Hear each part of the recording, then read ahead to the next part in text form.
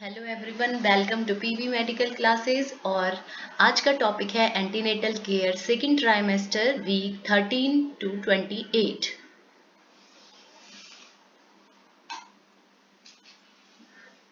इसमें हम पढ़ेंगे antenatal assessment and you can directly study the abdominal examination if you want to make notes, that is on slide number 20। और इसमें बहुत ही मोस्ट इम्पॉर्टेंट है obstetrical grips, that is fundal, lateral, Pavlik and pelvic grip. We will study detail about these all grips, and this is very important. So, introduction. Antenatal examination is carried out whenever a woman visits the clinic for antenatal checkup. Antenatal examination तब किया जाता है जब woman antenatal checkup के लिए clinic में आती है। Definition. Antenatal care is defined as a systemic examination and advices given to the pregnant woman at regular and periodic intervals based on the individual needs starting from the beginning of pregnancy till delivery. So antenatal एक systemic examination है जहाँ पे कि advice दे सकते हैं woman को और उसको regular और एक इंटरवल में रेगुलरली कंटिन्यूस जो वुमेन की नीड है उसको भी स्टार्टिंग जब भी प्रेग्नेंट वुमेन की जो कंसीव हो गया है और वो एंटीनेटल क्लिनिक पे आ रही है तो स्टार्टिंग से टिल डिलीवरी और उसको बाद में फिर पोस्टनेटल केयर भी एंटीनेटल केयर में ही सारा हेल्थ अवेयरनेस दिया जाता है मदर को। So aims of antenatal care: ensure normal pregnancy with healthy baby and mother. So antenatal care से एक ये इंश्योर हो जाता है कि जो वुमेन और बेबी रहेंगे वो हेल्दी रहेंगे बिकॉज वो ड्यूरिंग एंटीनेटल टाइम से ही केयर कर रहे हैं। And next, monitor the progress of pregnancy by conducting regular examination. So अगर एक रेगुलर एग्जामिनेशन होगा एंटीनेटल केयर का, जब भी मदर आ रही है एंटीनेटल एग्जामिनेशन होगा तो उससे भी प्रोग्रेस पता चल जाएगा प्रेगनेंसी का, आइदर इज नॉर्मल और कितना प्रोग्रेस हुआ है, कितना फीटस का डेवलपमेंट हुआ है। And prepare and encourage the pregnant women and her family to have healthy psychological adjustment to child bearing. इसके बाद जो मदर है और जो मीन्स प्रेग्नेंट वुमेन है उसको हम इंकरेज भी कर सकते हैं और उनकी फैमिली को भी इंकरेज कर सकते हैं जिससे कि उनको एक साइकोलॉजिकल इमोशनल एडजस्टमेंट मिले कि चाइल्ड बेयरिंग एज में, और फैमिली भी उनको हेल्प कर सकती है जिससे कि उनकी हेल्थ प्रमोट हो सके।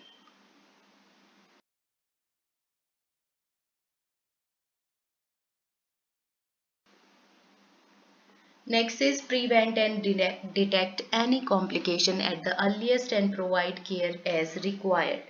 So एंटीनेटल पे ही कोई भी कॉम्प्लिकेशन है तो वो पहले से ही डिटेक्ट हो जाता है और उसको प्रिवेंट भी कर सकते हैं। Then provide need-based health education and all aspect of the antenatal care and importance of planned parenthood। और वुमेन को एंटीनेटल केयर के टाइम पे ही हेल्थ अवेयरनेस देना है, एजुकेट करना है जो भी प्लान्ड पेरेंटहुड है उसके लिए और उसके बेनिफिट्स के लिए। Then prepare the mother for confinement and postnatal care and child rearing.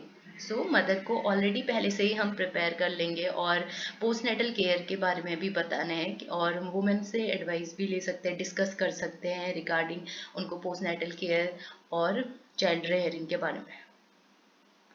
Investigation during antenatal care और एग्जामिनेशन। सो यूरिन टेस्ट करते हैं, albumin and sugar, blood test, HB testing on every visit once a month to exclude anaemia. HB testing, haemoglobin testing every visit में करते हैं जिससे कि anaemia ना हो वुमेन को। एंड ब्लड ग्रुप टेस्टिंग करते हैं, VDRL और for syphilis done on the first visit. And HIV test for high risk groups and ultrasound. So component of antenatal care. Setting up antenatal clinic with all essential facilities means जो antenatal clinic है उसमें जितनी भी essential facilities हैं like antenatal examination table होना चाहिए और जो इक्विपमेंट्स हैं tray and a proper environment of antenatal, and there must be registration of the pregnant woman and also take the history and the investigations. Antenatal examination and antenatal examination overall women का examination जो wait है height है abdominal growth है and any oedema और head to examination भी करते हैं हम उसमें। और एब्डोमिनल एग्जामिनेशन में हम एब्डोमिनल ग्रोथ देखते हैं और फंडल हाइट देखते हैं and some of the manoeuvres check करते हैं। एंड ऑब्स्टेट्रिकल एग्जामिनेशन में हम चेक करते हैं वेदर वुमेन का कौन सा प्रेगनेंसी है आइदर। और health education on various aspect of the family centre maternity care, health education बहुत ही ज़्यादा इंपॉर्टेंट है ड्यूरिंग एंटीनेटल टाइम, जिससे कि मदर भी अवेयर रहे एंड फैमिली भी मैटरनिटी केयर में अपना योगदान दे। प्री प्रोसीजर स्टेप, सो प्रोसीजर जो एंटीनेटल एग्जामिनेशन का है उससे पहले कुछ प्री प्रोसीजर स्टेप आते हैं। So first verbal consent for examination is taken, so verbal consent भी ले सकते हैं हम, रिटन कंसेंट भी ले सकते हैं वुमेन से। और इसमें पेशेंट को पहले से ही हम बता देते हैं कि उनको ब्लैडर इवैक्यूएट करना है, यूरिन करके आना है। और then lie the women in dorsal position with the thighs slightly flex, और जो हेल्थ केयर प्रोवाइडर्स हैं उनको पहले से ही वुमेन को पोजीशन बतानी है कि कैसे उनको पोजीशन दी गई है। और देन एब्डोमिनल एक्सपोज्ड जितना ही करना है जितना एग्जामिनेशन के लिए नीड है। एंड जो एग्जामिनर है उसको पेशेंट के राइट साइड खड़ा होना है। Then history taking registration, so history taking में identification data and then age, marital status, education, occupation, family composition, housing, so ये सब आइडेंटिफिकेशन डेटा में वुमेन के हमें फिल करना है। Then data include complete socio-economic, socio-cultural, economic background of the patient and her family, और इसी data में हम सोशियो इकोनॉमिक कल्चर जो कि हमें उसी टाइप से केयर करनी है वुमेन को, जिससे कि उनका जो सोशियो कल्चर पैटर्न है वो भी फॉलो रहे, और इकोनॉमिक बैकग्राउंड भी चेक करना है। And then reason for visiting the clinic, जो एंटीनेटल टाइम पे वुमेन का पर्पस क्या था, रेगुलर विजिट है या अदर कॉम्प्लिकेशन की वजह से वुमेन आई है, तो वो रीजन ऑफ विजिट भी लिखना है। देन हिस्ट्री टेकिंग, पहले कोई भी अगर मेडिकल है सर्जिकल हिस्ट्री है वो भी चेक कर सकते हैं। And then history of any operations, injury या फिर एक्सीडेंट है, और पहले कभी ब्लड ट्रांसफ्यूजन किया है तो वो भी हम लिख सकते हैं। देन प्रोसीजर फॉर एग्जामिनेशन, उस सबसे पहले अगर हम कोई भी एग्जामिनेशन करते हैं तो हमें कलेक्ट आर्टिकल रिक्वायर्ड, और उसी ट्रे में फिर हम सारे अदर आर्टिकल्स रखते हैं। और keep room ready and adequate light होनी चाहिए। एंड प्राइवेसी बहुत इंपॉर्टेंट है मेंटेन करना, सो कर्टेन लगा सकते हैं हम और स्क्रीन लगा सकते हैं।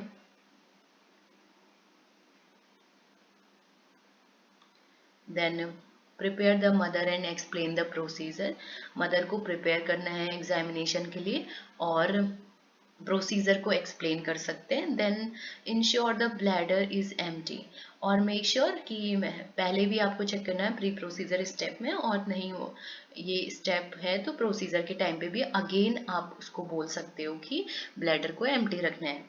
Then also during time of examination हमें वुमेन को कंफर्टेबल पोजीशन के लिए बोलना है और रिलैक्स पोजीशन के लिए बोलना है, और पूछना भी है either the women is feeling relaxed और comfort, and then stand on the right side of the woman or the examination table. So mostly जब भी हम examination करते हैं so हम कोई भी procedure करते हैं तो right side ही patient के करते हैं। So article required for antenatal examination: examination table, draping sheet, screen or curtain, urine testing article and bottle for specimen, a tray containing temperature tray, weighing scale, BP apparatus, kidney tray, paper bag, torch, stethoscope and measuring tape. And we can use, or we can put pencils or any paper for noting. And next is the collect relevant history. So we can, during the examination, we can again ask about the relevant history of the patient and then collect information about previous pregnancy. Either it may be any complication or either it may be due to cesarean, like that. Then drape the mother and private enough privacy by curtain or sheets.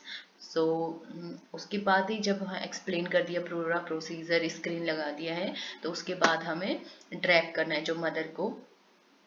और either हम एक green sheet होती है जो भी हम रख सकते हैं वुमेन के एब्डोमेन में, और आइदर हम जो उसके लेग्स हैं वहाँ पे भी रख सकते हैं जिससे कि उसको अनकम्फर्ट ना रहे।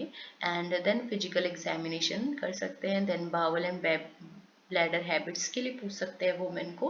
एंड कोई भी ऐसी complication that is related to pregnancy और माइनर एलिमेंट, तो वो भी हमें ड्यूरिंग एग्जामिनेशन पूछना है कि अगर वुमेन को कोई भी कंप्लेंट्स है या माइनर एलिमेंट ड्यूरिंग प्रेगनेंसी, जो भी अगर सिम्टम्स हैं तो वो भी वुमेन को बताने हैं। Then explain and assist in routine investigation like urine, stool और ब्लड। अगर वुमेन रूटीन डेली मतलब इन्वेस्टिगेशन के लिए आई हैं तो उसका यूरिन, स्टूल और ब्लड भी हम असिस्ट कर सकते हैं और एक्सप्लेन कर सकते हैं।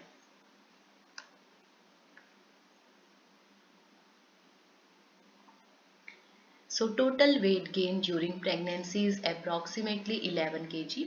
ये पॉइंट्स और टू रिमेंबर हैं, लाइक एंटीनेटल केयर भी हम पढ़ रहे हैं, फिर उसमें मेन फोकस जो है वो मेन एब्डोमिनल एग्जामिनेशन है, क्योंकि एंटीनेटल केयर कैसे करनी है वो भी हमें पता होना चाहिए during every trimester of the pregnancy. So जो टोटल वेट गेन होता है प्रेगनेंसी में वो टोटल 11 kg होता है। फर्स्ट जो 1 kg है वो फर्स्ट ट्राइमेस्टर में होता है, देन सेकेंड और थर्ड ट्राइमेस्टर में 5 kg वेट गेन होता है। So a high then normal increase in weight indicate early manifestation of toxemia। अगर वेट गेन इंक्रीज है जैसे मैनिफेस्ट किया है, हायर देन नॉर्मल, ज़्यादा वेट इंक्रीज हो रहे हैं, तो भी में भी चांसेस रह सकते हैं टॉक्सीमिया के। एंड जब भी वुमेन एंटीनेटल विजिट्स के लिए आ रही है तो वुमेन का हमें ये मेन इम्पोर्टेंट रखना है कि वेट और हाइट हमें चेक करना है वुमेन का। सो अगर वो पहले विजिट्स में आई है तो हमें देखना है कि उसका वेट कितना है, और फिर सेकेंड विजिट्स में आ रही है ड्यूरेशन, तो वेट गेन कितना हो रहा है वो देखते हैं। और अगर वेट गेन वुमेन का इंक्रीज हो रहा है जैसे नॉर्मल है उसमें तो प्रेगनेंसी में होगा, बट अगर एक्सेसिव अमाउंट में इंक्रीज हो रहा है तो वो डेंजर हो सकता है प्रेगनेंसी के लिए। एंड इसमें फिर डैमेज भी हो सकते हैं अदर ऑर्गन और बीपी इंक्रीज हो सकते हैं। Then stationary weight for some period of pregnancy suggest intrauterine growth retardation and intrauterine death। so अगर वेट गेन नहीं हो रहा है वुमेन का तो फिर हम ये भी सजेस्ट कर सकते हैं और इन्वेस्टिगेशन कर सकते हैं फर्दर, क्योंकि जो वेट गेन अगर वुमेन का नहीं हो रहा है तो ये भी हो सकता है कि जो फीटल का ग्रोथ है वो रिटार्डेड हो गया है यूट्रस में ही, और आइदर फीटल डेथ हो गई है। सो जब हम एंटीनेटल असेसमेंट करते तो ये मेन इंपॉर्टेंट है कि हम वेट भी चेक करेंगे वुमेन का। Then poor weight gain also indicate fetal abnormality। अगर वेट गेन पुअर है तो भी हो सकता है कि फीटल में कोई एबनॉर्मेलिटी हो। क्योंकि जो फीटस है वो जैसे जैसे प्रेगनेंसी के वीक्स इंक्रीज होते रहते हैं तो फीटल भी जितने भी ऑर्गन्स है फीटल का भी पूरा डेवलपमेंट होता है और फीटल का वेट भी होगा प्लेसेंटा का भी एंड फ्लूइड्स तो वुमेन का वेट भी इंक्रीज होगा। बट अगर पुअर वेट गेन हो रहा है तो कहीं ना कहीं फीटल एबनॉर्मेलिटी है। Then monitor vital signs. Vital signs every visit में एंटीनेटल के हमें मॉनिटर करना है और देखना है कि जो ब्लड प्रेशर है ईच विजिट में कि वो 140 से 90 से ज़्यादा नहीं हो। अगर वो है 140/90 तो हमें रिपोर्ट करना है और इसके बाद उसको कंट्रोल करना है। और फीवर भी हमें चेक करना है। वाइटल साइंस हमें सब vital science pulse temperature respiration सब एंटीनेटल विजिट्स में हमें चेक करने हैं।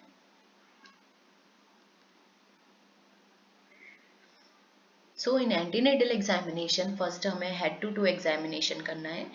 हेड टू टू एग्जामिनेशन करने के लिए हेयर एंड स्काल्प में दिखना है हेल्दी है और आइदर इन्फेक्शन है डैंड्रफ भी चेक कर सकते हैं हम। Then eyes, observe the color of the conjunctiva, yellow, pink or normal. Sclera, normal, yellow, tint, suggest anemia. Sclera, normal, yellow, tint, suggest anemia, infection और discharge। और आइस में भी देखना है, आईब्रो भी चेक कर सकते हैं सिमेट्रिकल है कि नहीं है। और आइस में हमें देखना है कंजक्टिवा का कलर येलो तो नहीं है, पिंक तो नहीं है, नॉर्मल है। और स्क्लेरा भी चेक कर सकते हैं। और स्क्लेरा अगर येलो है तो भी उसमें चांसेस रहेंगे आइदर एनीमिया या इन्फेक्शन और डिस्चार्ज के। देन माउथ में हमें चेक करना है हाइजीन और gums teeth healthy cavities infection. Cavities भी हम चेक कर सकते हैं डेंटल कैरीज। और ear nose and throat either if they are healthy or enlarged or any infection is there तो हमें एंटीनेटल एग्जामिनेशन में ही सारे चेक करना है। और इफ एनी कॉम्प्लिकेशन तो हमें नोट डाउन करना है रिपोर्ट में। So breast changes Montgomery glands become prominent on the areola 16th week। As breast में भी बहुत सारे चेंजेस आते हैं during antenatal period. So 16 week में मोंटेगमरी ग्लैंड जो होती है वो ज़्यादा प्रोमिनेंट हो जाती है एरियोला के चारों तरफ और डार्क कलर हो जाता है and cholesterol can be expressed. So next abdomen palpate for liver or spleen enlargement or any abnormality। so abdomen को भी palpate करके चेक करना है कि either its liver और spleen enlargement तो नहीं है और any abnormalities तो नहीं है। then skin observe for any scar or infection। so in skin we can observe if there are any scars on the skin marks on the skin or any infection। then extremities upper so check hands color nails pink और pale। Check करना है कि hands का colour कैसा है mainly nails का जैसे कि पिंक है पेल है और शेप ऑफ नेल्स कैसी है। देन लोअर में एनी पेन टेंडरनेस और वेरिकोस वेन हम चेक कर सकते हैं लेग्स में और presence of oedema. Next is the abdominal examination। Abdominal examination OBG का बहुत ही important topic है। So systematic abdominal examination beyond 28 weeks of pregnancy can diagnose the lie, presentation, position and the attitude of the fetus। It is not likely that the lie and presentation of the fetus might change, especially in association with excess liquor and meaning or and hence periodic checkup is essential। so एक systemic examination होता है abdominal examination जिसको कि हम 28 weeks पे कर सकते हैं या उसके बाद कर सकते हैं। और जनरली ये मेनली हम डायग्नोस करते हैं फीटस का लाई कौन सा है प्रेजेंटेशन कौन सा है पोजीशन कौन सी है एंड एटीट्यूड कौन सा है फीटस का। सो इससे पता चल जाता है कि आइदर नॉर्मल डिलीवरी है आइदर ब्रीच है अगर बेबी का हेड है तो प्रेजेंटेशन पोजीशंस पता चल जाती हैं। So it is not likely जो लाई है प्रेजेंटेशन है वो ऐसा नहीं है कि अगर हमने 28 वीक में चेक किया है तो हमारी जो लाई प्रेजेंटेशन आ रहा है सपोज तो वो फिक्स रही क्योंकि वहाँ पे लिक्वर है और उसकी वजह से जो फीटस का पोजीशन है, प्रेजेंटेशन और लाई है वो चेंज हो सकता है। सो हेंस जो पीरियोडिक चेकअप बहुत इसेंशियल है, जिससे कि पता चल सके आइदर फीटस का ब्रीच डिलीवरी तो नहीं है, शोल्डर डिलीवरी तो नहीं है, either it is normal delivery. तो ये सब चीज़ें हमें पता चल जाती हैं। Abdominal examination. Abdominal examination of pregnant women helps to determine the lie, presentation and position of fetus.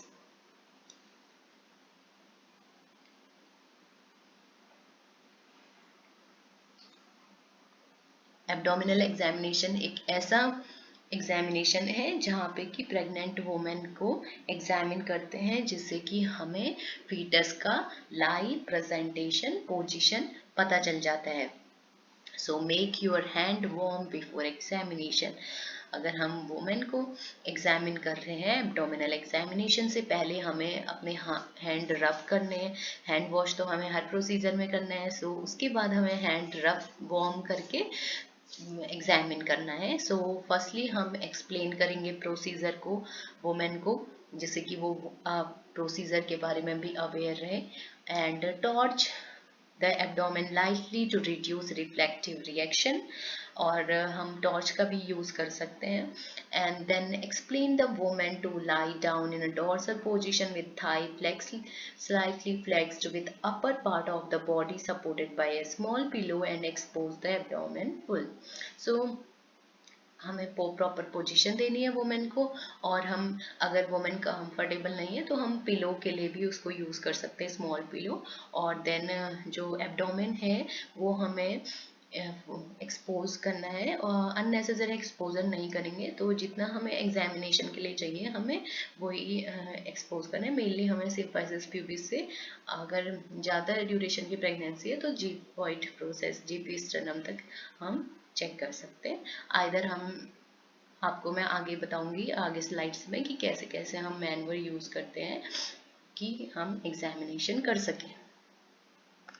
Do systemic examination, inspection followed by palpation and finally auscultation.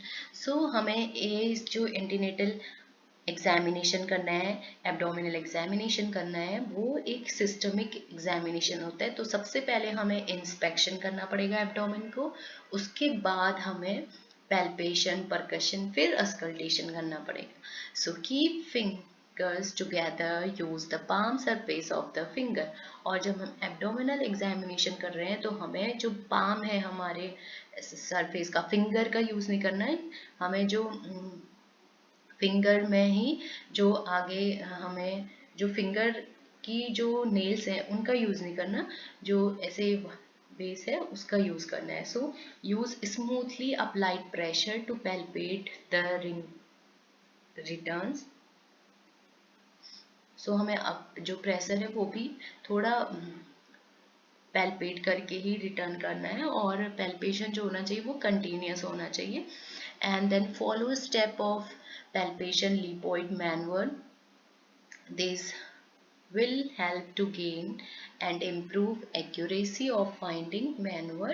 So हमें palpation के लिए lipoids manual यूज करने हैं, जो कि 4 types के होते हैं, और जिससे कि इम्प्रूव होगी इफिशिएंसी, एक्यूरेसी, और जो भी हम फाइंड कर रहे हैं लाइव प्रेजेंटेशन पोजीशंस, उसको फाइंड आउट करने में भी इजी रहेगा।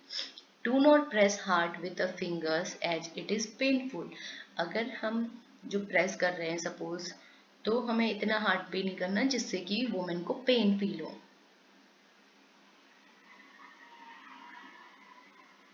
एब्डोमिनल एग्जामिनेशन एक सिस्टमिक एग्जामिनेशन होता है, तो सबसे पहले हमें इंस्पेक्शन करना पड़ेगा। देन इंस्पेक्शन में हम चेक कर सकते हैं एब्डोमेन का साइज, एंड जो लीनियर नेग्रा है, either black brown colouration scar है एब्डोमेन में, वो चेक कर सकते हैं। देन पैल्पेट करना है और परकशन करना है about fetal part, position, lies, and then auscultation करना है फीटल हार्ट साउंड को सुनने के लिए। Then inspection, observation of size, shape, contour, skin change, fetal movement. So inspection में हमें सबसे पहले हमें साइज देखना है, शेप देखना है एब्डोमेन का, आइदर साइज इनलार्ज्ड है इन टर्म्स ऑफ जो उसका जेस्टेशनल वीक है, आइदर कम है, तो उससे ही पता चल जाता है कि जो फीटस का ग्रोथ है वो कैसे हो रहा है। और शेप कभी सिलेंड्रिकल हो सकता है, ओवल हो सकता है, और वेरी लार्ज शेप हो सकता है कि अगर ट्विन बेबी है तो। सो काउंटर और स्किन चेंजेस, अगर जो लाइनिंग है और ब्राउनिश स्किन हो गई है वुमेन की, और फीटल मूवमेंट भी चेक कर सकते हैं। The presence of scar, rashes, lesions, diluted vein pulsation, presence of linea nigra can also be observed.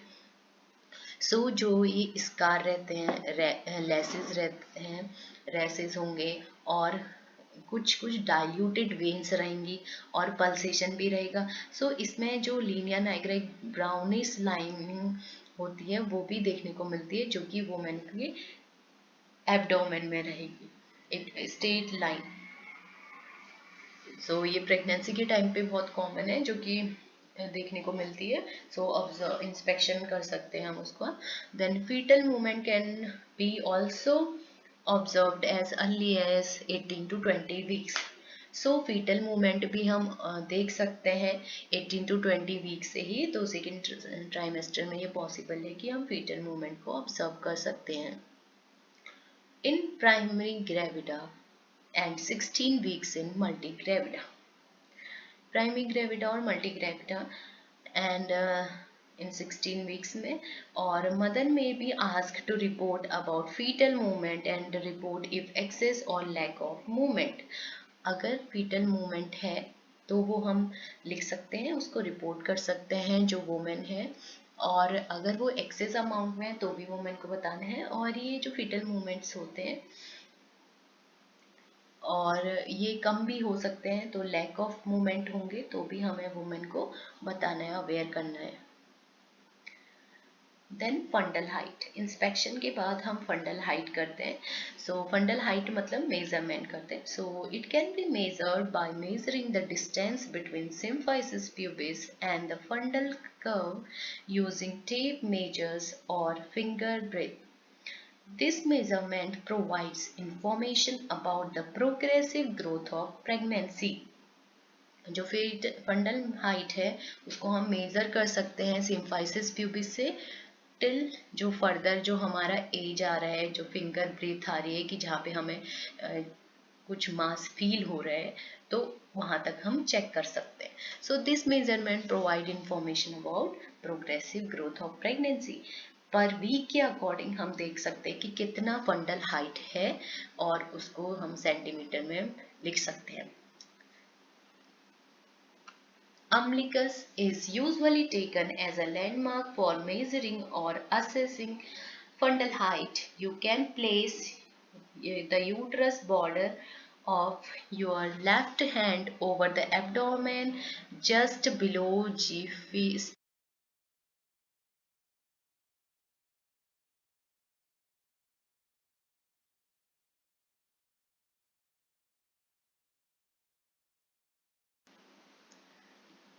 So the umbilicus को हम एक फंडल हाइट में एक लैंडमार्क की तरह यूज़ करते हैं, क्योंकि जो उसका बॉर्डर होता है, हम सपोज अगर हमें जो हमारा लेफ्ट हैंड है वो हम यूट्रस के जो मीन्स हैंड है हम जस्ट एब्डोमेन पे रखेंगे, और मे बी अगर वो वीक्स के अकॉर्डिंग है कि कितना उसका फंडल हाइट है, तो हम उसको जस्ट बिलो द जीफी स्टर्नम भी रख सकते हैं, और हम हैंड प्लेस करेंगे, और फिर एक जेंटल जो हमारा इस ट्रिप है मेजरिंग टेप है जो मेजर करेंगे सिम्फाइसिस प्यूबिस से, और वो जो सेंटीमीटर्स में जो एक मेजरमेंट आएगा उसको हम रिकॉर्ड कर सकते हैं। Pressing gently, move the hand down the abdomen until the curve uppermost border part of the fundus is felt by examining hand. So हमें जो कर्व है उसको जनरली डाउनवर्ड बहुत ही जेंटली लेके आना है, मतलब सॉफ्टली लेके आना है।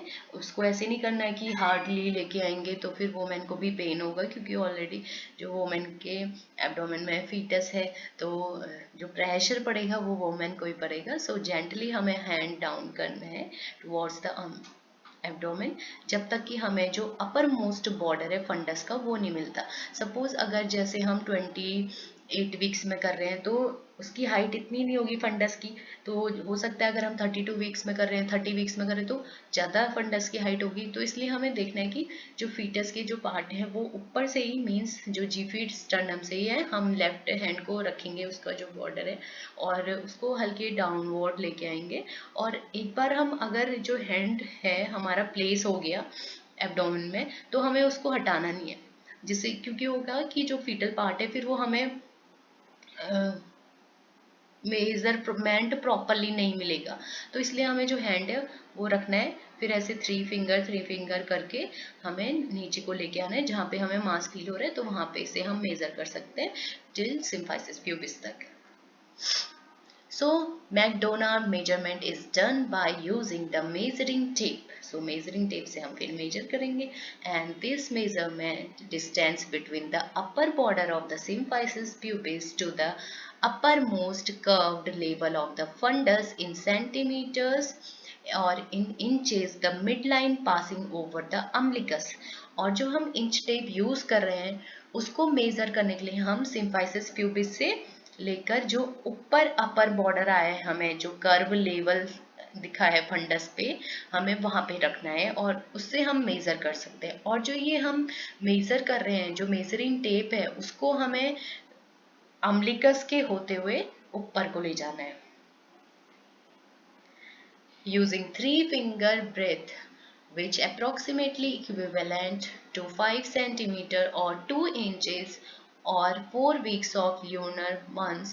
In this also 3 fingers from upper border of the symphysis pubis till the uppermost curve of the fundus.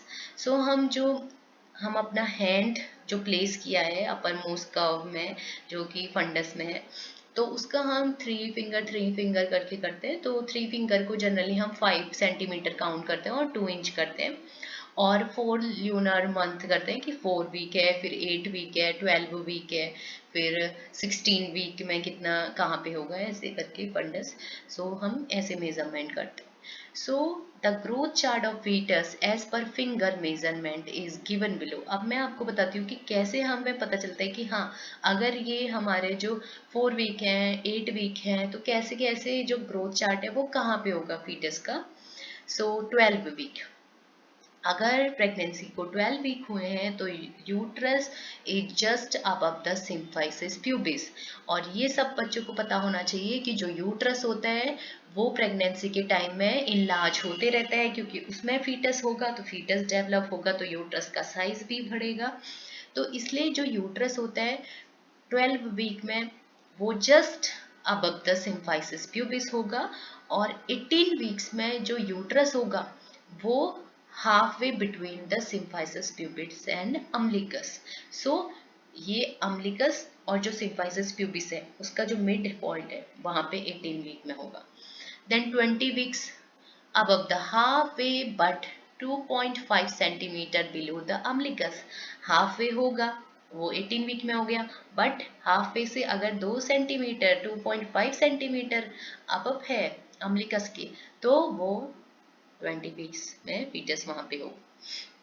So 24 weeks fundus will be present at the upper margin of the umbilicus about 20 centimeter from the symphysis pubis और 3 finger breadth above 20 weeks।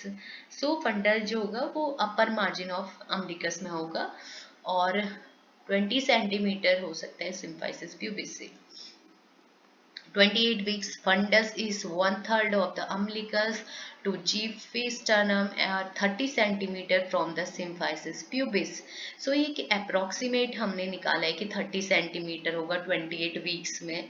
So क्योंकि weeks भी हम major कर रहे हैं 4 करके, और जो फिर फंडस की हाइट आ रही है उसको हम सेंटीमीटर में मेजर कर रहे हैं फ्रॉम अम्बिलिकस टू अम्बिलिकस। तो ऐसे है कि उसका जो मिड लाइन पॉइंट है फिर सिम्फाइसिस प्यूबिस से जो अपर एज आ रही है हमारी फंडस की वहां पे मेजर कर रहे हैं। सो 28 वीक में कहाँ पे होगा जो फंडस, तो ये 1/3 होगा अम्बिलिकस और G4 स्टर्नम के बीच में। देन 32 वीक्स में 2/3 distance from the umbilicus and G5 sternum 6 finger above the umbilicus। सो ये इसका जो डिस्टेंस होगा वो 2/3 umbilicus से होगा और जीफी स्टर्नम से होगा, क्योंकि जीफी स्टर्नम और अम्बिलिकस अब जो फंडल हाइट हो रही है वहां पे, ठीक है। और इसमें क्या होगा, 6 फिंगर तो अबव होगा अम्बिलिकस से। तो 32 वीक्स में अम्बिलिकस के ऊपर जो फंडस है वो उसका हाइट होगा। Then 36 week 3/3 distance, which means at the level of GP sternum approximately 35 centimeter और 13 to 14 inches। अब इसमें जो 36 वीक्स हैं इसमें above the level of GP sternum हो सकता है और 35 सेंटीमीटर और 13 above जो सिम्फाइसिस प्यूबिस है उससे हो सकते हैं। Then 40 weeks mostly lightening take place and uterus descend down to the level of 32 weeks, क्योंकि 40 weeks में जो प्रेगनेंसी है नॉर्मल प्रेगनेंसी बेबी उसके लिए रेडी हो जाता है तो वो डाउनवर्ड आने रहेगा। पहले तो 36 वीक तक तो बेबी बढ़ रहा है ऊपर, फंडल जीवी स्टर्नम तक जा रहा है फंडल हाइट, बट 30 वीक्स की जो 40 वीक्स है उसके बाद लाइटनिंग होगी, जो बेबी होगा वो डिसेंड डाउन होगा। तो उससे भी क्या होगा, जो ये मेजरमेंट है वो जहाँ पे 32 वीक्स है मीन्स कि from the umbilicus and xiphisternum जो 2/3 डिस्टेंस होगा और 6 फिंगर अबव द अम्बिलिकस, तो वही डिस्टेंस 40 वीक में आ जाएगी फंडल हाइट की।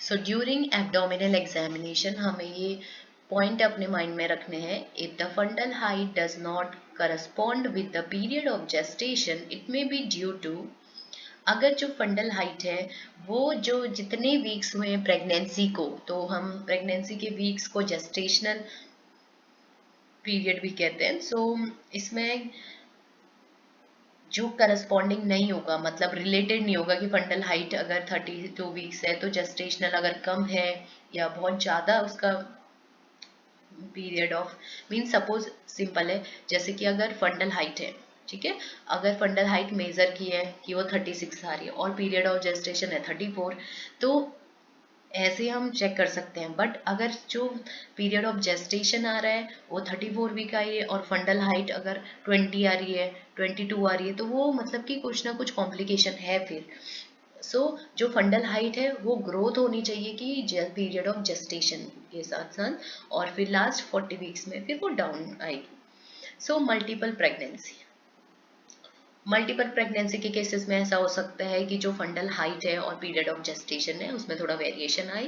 एंड पॉलीहाइड्रोमिनोस अगर इनलार्जमेंट या फ्लूइड है तो फिर तब भी चेंजेस आ सकते हैं। एंड फीटल मैक्रोसोमिया, कभी कभी ऐसा होता है जो फीटल का वेट है, लार्ज फीटस होता है तो उससे भी जो मेजरमेंट है वो ज़्यादा आएगा। और बिग बेबी है, रॉन्ग डेट ऑफ ईडीटी है, तो रॉन्ग डेट मीन्स कि जो हमने निकाला है एलएमपी वो रॉन्ग निकाला है तो उससे पीरियड ऑफ जेस्टेशन हमारा वेरी करेगा, तो फंडल हाइट भी वेरी करेगी। If the fundal height is less than the period of gestation, it could be due to, अगर fetal height जो है वो कम आ रही है जितना पीरियड ऑफ जेस्टेशन हुआ है, वो इससे भी हो सकता है कि जैसे कि एबनॉर्मल फीटल प्रेजेंटेशन है लाइक ब्रीच और फेस है, शोल्डर है, तो भी चेंजेस आ सकते हैं। ग्रोथ रिटार्डेड फीटस, अगर जो फीटस है वो ग्रोथ उसका कम हो गया है, रुक गया है। कंजेनिटल मालफॉर्मेशन, अगर फीटस को ऑलरेडी कोई जेनेटिक डिसऑर्डर है कंजेनिटली। और ओलिगोहाइड्रोमिनोस, अगर कम अमाउंट का जो फ्लूइड है तो भी हो सकता है amniotic fluid. Then IUD means intrauterine, अगर फीटस की डेथ हो गई तो उसका फंडल हाइट फिर नहीं बढ़ेगा।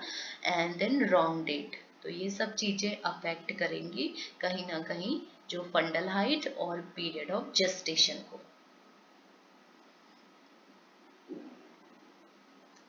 Assess abdominal breath. फर्स्ट हमने एब्डोमिनल एग्जामिनेशन में असेस करा जो कि फंडल हाइट को, फिर इंस्पेक्शन किया, फिर फंडल हाइट एक्सेस की, फिर सेकंड हम करेंगे assess abdominal girth. So abdominal circumference is measured with help of tape measures। जो हम abdominal circumference measures करते हैं वो हम चेक करते हैं कि जो एब्डोमेन है उसका सर्क्यूम्फ्रेंस कितना है। ठीक है, सो जो नॉर्मल इंक्रीज होता है वो 1 इंच इंक्रीज होता है या 2.5 होगा as per weeks. After 30 weeks है तो वो 30 वीक्स में 1 इंच या 2.5 सेंटीमीटर बढ़ते रहेगा abdominal width। So measurement in each is same as the weeks of gestation after 32 weeks in an average built woman।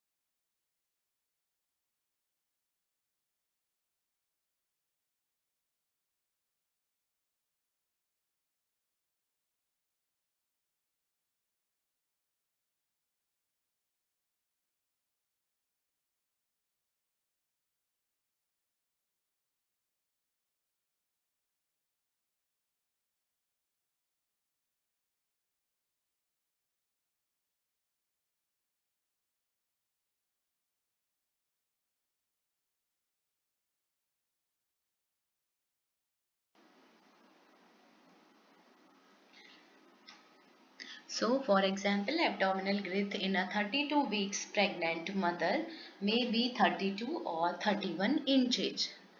Next is palpation. Abdominal palpation should be done between 16 to 24 weeks of gestation onwards when fetal parts are palpable.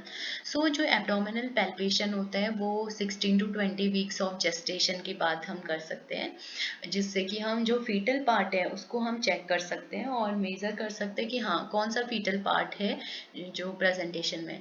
Then period of gestation can be assessed by noting the actual growth of fetus in weeks by assessing the height of the fundus in weeks, assessing the height of fundus in weeks by measuring the abdominal girth. These findings can be compared with actual period of pregnancy and amenorrhea to estimate if the normal. So जो abdominal palpation है उसको हम fetal के parts को palpate करके देखते हैं कि हाँ head है, buttocks हैं और आइदर स्पाइन वाला पार्ट है. सो इसमें हमें पता चल जाता है कि जो फीटस की एक्चुअल ग्रोथ है एज पर वीक्स और जो फंडल हाइट है वो असेस करके हम चेक कर सकते हैं और मेजर कर सकते हैं एब्डोमिनल गर्थ को. देन हम कंपेयर कर सकते हैं जो एक्चुअल पीरियड ऑफ प्रेगनेंसी है जो कि वोमेन ने बताई है कि एमनोरिया है या फिर हमने जो हेल्थ केयर वर्कर है उन्होंने चेक किया है. सो पीरियड ऑफ एमनोरिया से एस्टिमेट करके देख सकते हैं कि हाँ वो नॉर्मल है वीक्स के अकॉर्डिंग या नहीं. So grips used in abdominal palpation. सबसे फर्स्ट है ऑब्स्टेटिक ग्रिप, लिपोइड मैनवर भी हम इसे कहते हैं. Then fundal first Leopold, lateral grip second lipoid, pelvic grip third lipoid and pelvic grip fourth.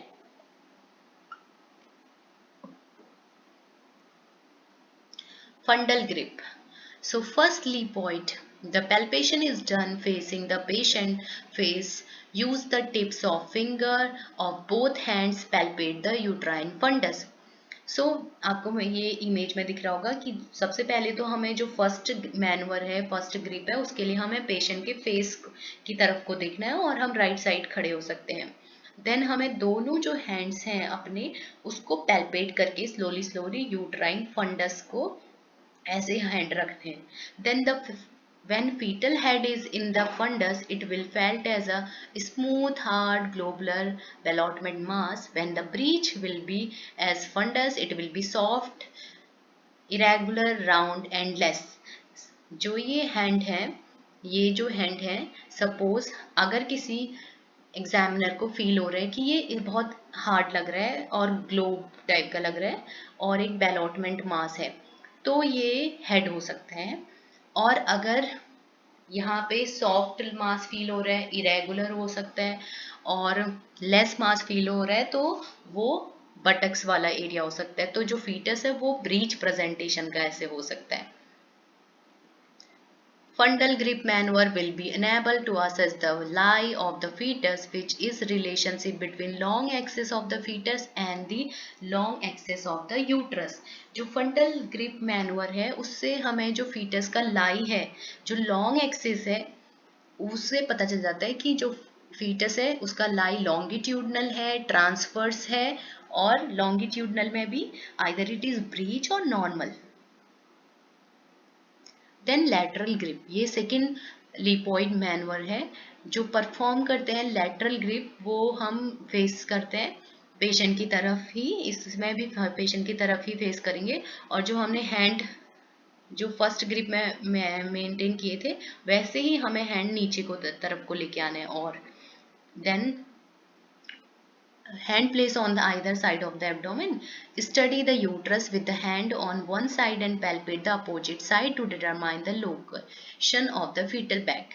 अब हमें जो ये हैंड है उसमें एक हैंड जैसे हम नीचे को लेके आए दोनों हैंड्स को उसमें एक हैंड तो हमें एक पोजीशन में उसको रखना ही है, दूसरे से हम हल्के हल्के करके पैल्पेट कर सकते हैं डाउनवर्ड जिससे कि हमें पता चलेगा कि फीटल का बैक कहाँ पे है.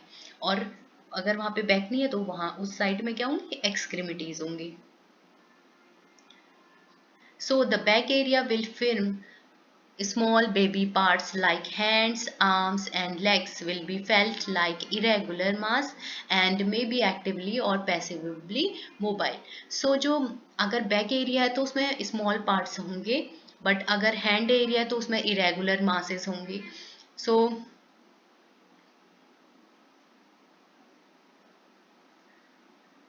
this grip help to identify the relationship of the fetal body to the front and back and side of the maternal pelvis. इससे पता चल जाता है जो फीटस का रिलेशनशिप है बॉडी में वो कैसे है, फ्रंट और बैक साइड कौन सी है पेल्विस के related to. Then possible position भी पता चल जाता है, आइदर जो फीटस है वो लाई कर रहा है एंटीरियर पोजीशन पे या पोस्टीरियर पोजीशन पे. Paulic grip जो थर्ड मैनवर है. So third manoeuvre deep pelvic palpation. During this grip will face the patient feet, gently moves fingers down the side of abdomen towards the pelvis until the fingers of one hand encounter the bony prominence. So Pawlik grip में एक deep palpation करेंगे, इसमें हम one hand का use कर सकते हैं और पेशेंट की तरफ ही हमें हमारा जो फेस है वो उधर को होगा. और जो जेंटली फिर हम क्या करेंगे, वो जो हमारा हैंड है उसको हम एब्डोमेन के टुवर्ड्स करेंगे जब तक कि हमारा जो हैंड है हमें लगता नहीं कि हाँ यहाँ पे कोई बोनी प्रोमिनेंस है और इधर कुछ मास फील हो रहा है. So if the prominence is opposite side of the back, it is babies bow and head is flexed.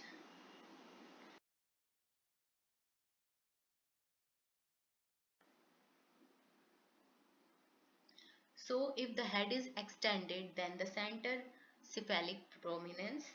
If the head is extended, then a cephalic prominence will be located on the same side as the back will be occiput. In this, when there is a cephalic prominence and the fetal head is felt over the brim of the pelvis, it is flexed attitude. When the forehead forms the cephalic prominence and the head is extended, it is called extension attitude. सो अगर prominence जो है वो opposite side है back के, तो जो babies है उसके ब्रो होंगे और जो हेड होगा वो फ्लेक्स रहेगा. बट अगर एक्सटेंडेड है तो हो सकता है सिफेलिक प्रोमिनेंस होगा, और अगर जो हेड है वो एक्सटेंड ही रह रहा है तो वो सेम होगा एज दैट ऑफ ऑसिपुट भी वहाँ पे हो सकता है. और अगर जो सिफेलिक प्रोमिनेंस है वो ऐसे हो रहा है कि जो ब्रिम ऑफ पेल्विस है तो जो एटीट्यूड रहेगा फीटस का वो फ्लेक्स्ड रहेगा एटीट्यूड हेड का. सो ये जो सिफेलिक प्रोमिनेंस है वो हेड का एक्सटेंड रहेगा तो इसमें हमें एक्सटेंशन एटीट्यूड हम बोल सकते हैं. सो पेल्विक ग्रिप जो फोर्थ लिपोइड मैनवर है. So place the tip of the first three fingers of each hand on either side of the abdomen just above the symphysis pubis and ask the patient to take deep breath and exhale. इसके बाद हम जो हमारा hand है उसमें जो first three finger है उसको हम एब्डोमेन के साइड में रखेंगे, जैसे कि जस्ट सिम्फाइसिस प्यूबिस के साइड, और पेशेंट को कहेंगे कि हमें पेशेंट को डीप ब्रीथ करना है. इसमें हम पेशेंट के फेस को नहीं देखेंगे, जो फेस पेशेंट के जो लेग्स हैं उस साइड को देखेंगे और जो हैंड है वो सिम्फाइसिस प्यूबिस के साइड रहेगा. So as she exhale, shrink fingers down slowly and deeply rounded the presenting part. This grip will help to presenting part. This grip will help to identify presenting part. The fingers are pressed downward and backward in a manner of approximation of fingertips to palpate the part occupying the lower pole of the uterus presentation. So अगर जो Excel कर रही है women, तो जो finger को हमें slowly और डीपली प्रेजेंटिंग पार्ट के थ्रू रखना है. इससे हमें आइडेंटिफाई होता है कि प्रेजेंटिंग पार्ट क्या है, और हमें देखना है जो फिंगर्स है उनको डाउनवर्ड और बैकवर्ड करके, जिससे कि हमें देखना है कि जो प्रेजेंटिंग पार्ट है वो लोअर पोर्ट ऑफ यूट्रस में है या नहीं है. सो इससे हम इंगेजमेंट भी देख सकते हैं और जो प्रेजेंटिंग पार्ट है वो भी देख सकते हैं कि हाँ कौन सा presenting part lower pole of uterus में है. So if it is head the characteristic note, अगर वो हेड है तो उससे हमें देख सकते हैं प्रिसाइज प्रेजेंटिंग एरिया होगा कम, और एटीट्यूड रहेगा, और इंगेजमेंट हो भी देख सकते हैं कि आइदर जो हेड है वो इंगेजमेंट हो गया है कि नहीं हुआ है. Auscultation. So auscultation is done to monitor fetal head sound, heart sound को हम मॉनिटर करते हैं auscultation से. So the rhythm rate of the fetal heartbeat gives an indication of its general length. This may be possible after 18 to 20 weeks. Normal fetal heart rate is 120-140 beats per minute. If a Doppler ultrasound device is used, it can be detected as easy as 10 weeks of gestation. So, auscultation बहुत important है जिससे कि fetal की heart sound check कर सकते हैं. इससे पता चलता है कि जो फीटस का रेट है, रिदम है, वो कैसा है, और हम पॉसिबल देख सकते हैं उसको 18 टू 20 वीक्स में.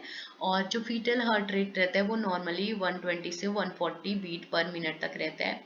और इसको हम ड्रॉपलर अल्ट्रासाउंड डिवाइस से भी यूज कर सकते हैं जो कि इजिली डिटेक्ट हो सकता है during the time of gestation. So next is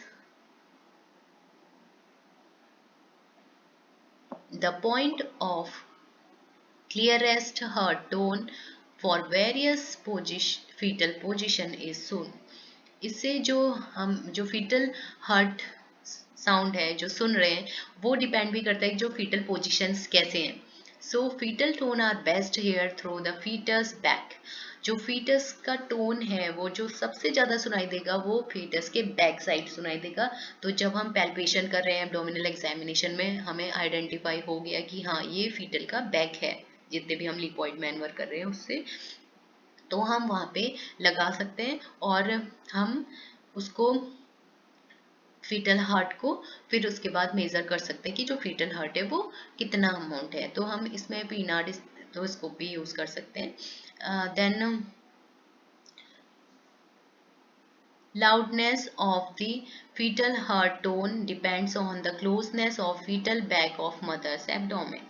So अगर loudness fetal heart होगा तो वो means कि जो fetal back है वो mother के abdomen में है, closely ही associated है. The fetal heart sound are best audible through the back. जो बैक होगा उसका भी पार्ट है, that is left scapular region in the vertex and breech presentation where the convex position of the back is in contact with the uterine wall.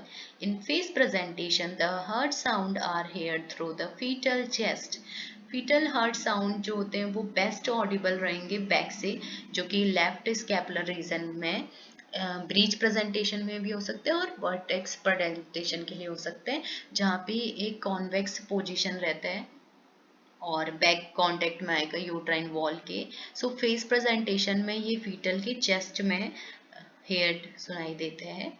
और generally इसमें जितने भी जो ये फेस प्रेजेंटेशन है और बैक जो फीटल हार्ट का जो ब्रीच प्रेजेंटेशन है, वर्टेक्स प्रेजेंटेशन है, ये जब हम पैल्पेशन कर रहे हैं तो बहुत ही अच्छे से हमें पैल्पेट करना है, साफ स्मूथली करना है, जिससे कि हमें प्रॉपर मेजरमेंट रहे कि हाँ जो आइदर जो साइड है प्रेजेंटेशन की, लाई की, जो फीटस की, वो पता कर सकते हैं, जिससे कि हम इजली फीटल हार्ट रेट को सुन सकते हैं. सो जो फीटल हार्ट रेट है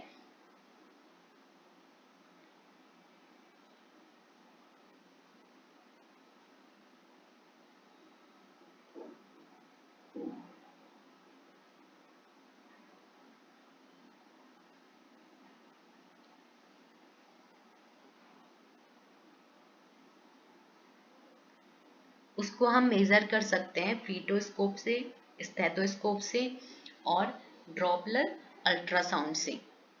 और ये इसमें हम एक कंटिन्यूस हमें रेगुलर एंटीनेटल विजिट्स में हमें फीटल हार्ट साउंड चेक करना है. सो thank you all. So this is all about the antenatal assessment or antenatal care during the time of second trimester, and the most important during the second trimester that you must have to be keep in mind, that is abdominal examination. And in the abdominal examination there are these all maneuvers, and these all maneuvers are very important for the examination, and the abdominal examination must be done by inspection, palpation, percussion, auscultation, right? So inspection, we can check for the color, shape, and fundal height and abdominal girth, and then palpation is done for the